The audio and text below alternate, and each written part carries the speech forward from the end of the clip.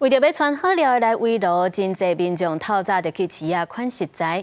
虽然今年稀稀泡泡这原物料拢有起价，不过伫咧台中市的地五市场是有反映家己吸收成本，连续第13档来卖俗价过年菜色，吸引到真侪民众透早就去排队。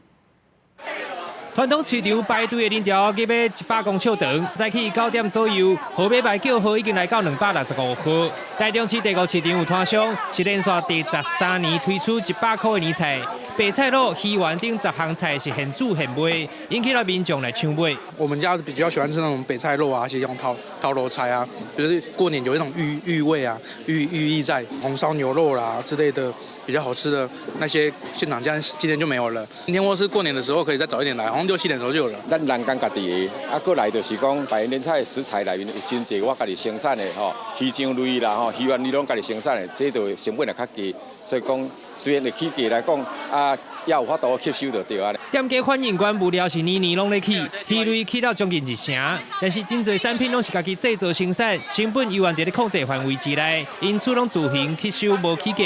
除了水产品，另外肉类也起价真有感觉，肉番讲1公斤拢破100块，但是因为今年年假长，民众依然习惯伫咧厝内围炉，实在买起并无减退。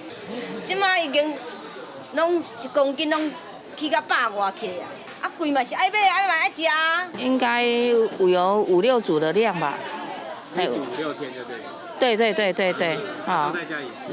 对。台中市农业局是表示，水产品平均日交易量大约48.3吨，平均价小每公斤163.3块。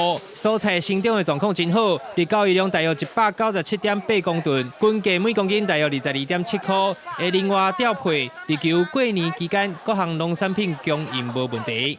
公司新闻台中报道。